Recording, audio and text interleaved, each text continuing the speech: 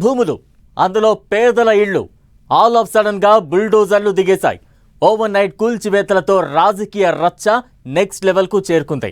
Revenue శాఖ పరిధిలో జరిగిన కూల్చివేతలు పేదలను రోడ్డుకు ఈడిస్తే మంత్రుల మధ్య విభేదాలంటూ ఇంకో దుబారా నడుస్తోంది. ఖమ్మం భూదాన్ భూముల్లో ఇళ్ల కూల్చివేతల వెనుక ఎవరి హస్తం ఉన్నట్లు? మంత్రి పొంగులేటికి సంబంధం లేకపోతే డిమాలిషన్ కు ఆదేశాలు ఇచ్చిందెవరు? మంత్రి తుమ్మల ప్రమేయం ఉందన్న ఆరోపణలు నిజమేనా?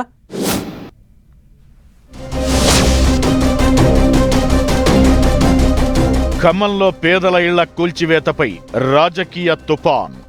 భూదాన్ భూముల్లో కూల్చివేతలకు ఆర్డర్స్ ఇచ్చిందెవరు? మంత్రి పొంగులేటికి తెలియకుండానే అధికారులు కూల్చేశారా? తుమ్మల నాగేశ్వరరావు మీద వస్తున్న ఆరోపణల్లో నిజమెంత? ఖమ్మంలోని వెలుగుముట్ల భూదాన్ భూముల్లో ఉన్న పేదల ఇళ్ల కూల్చివేత పొలిటికల్ హైడ్రామాకు దారితీసింది. భూదాన్ భూములు రెవెన్యూ శాఖ పరిధిలో ఉంటాయి. అందులో కూల్చివేతలు చేపడితే సంబంధిత శాఖ మంత్రికి సమాచారం ఉంటుంది. పైగా రెవెన్యూ శాఖ మంత్రి ఖమ్మం జిల్లాకే చెందిన మినిస్టర్.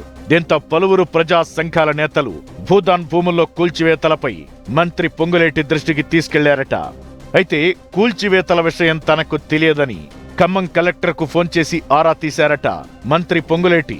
దీంతో రెవెన్యూ శాఖ మంత్రి, పైగా జిల్లా మినిస్టర్ పొంగులేటికి తెలియకుండా కూల్చివేతలు చేపట్టే అవకాశముంటుందా అన్న చర్చ జరుగుతోంది.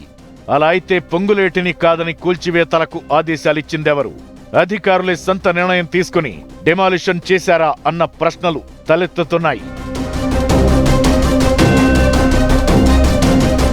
అయితే వెలుగుమట్ల ప్రాంతంలో గజం ₹1,00,000, ఎకరం కోట్ల రూపాయలు పలుకుతోందట. ఆ ప్రాంతంలో మంత్రి తుమ్మల నాగేశ్వరరావు అనుచరులకు భూములున్నాయని, లేదు మంత్రి పొంగులేటి సంబంధీకులకే అక్కడ ల్యాండ్స్ ఉన్నాయని మరొకరు ఆరోపణలు చేసుకుంటుండడం చర్చకు దారితీస్తోంది. తమ ల్యాండ్ పక్కనే భూదాన్ భూముల్లో పేదల గుడిసెలు ఉంటే తమ భూముల ధర పడిపోతుందనే సాకుతో ఆ భూముల్లో ఉంటున్న పేదల ఇళ్లను తొలగించారనే ఆరోపణలు రాజకీయ దుమారాన్ని లేపుతున్నాయి. అయితే పేదల ఇళ్లు తొలగింపుకు మంత్రికి ఎటువంటి సంబంధం లేదని తుమ్మల అనుచరులు కొట్టిపారేస్తున్నారు. కోర్టు పరిధిలో ఉన్న అంశంపై రాజకీయ జోక్యం ఎలా ఉంటుందని ఎదురు ప్రశ్నలు వేస్తున్నారట. కూల్చివేతలపై తనకు సమాచారమే లేదని పొంగులేటి చెబుతున్నారు.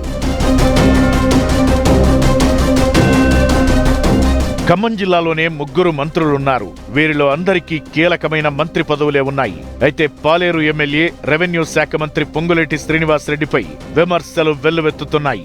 రెవెన్యూ శాఖ మంత్రికి తెలియకుండా భూదాన్ భూముల్లో కూల్చివేతలు సాధ్యమేనా అన్న డౌట్స్ వ్యక్తం చేస్తున్నారు. ఇళ్ల స్థలాలు కూల్చివేతపై సీనియర్ జర్నలిస్ట్ పాసం యాదగిరి మంత్రి పొంగులేటిని ప్రశ్నించారు. దీంతో కలెక్టర్ అనుదీప్ కు ఫోన్ చేసి పేదల ఇళ్ల కూల్చివేతపై సీరియస్ అయ్యారు పొంగులేటి.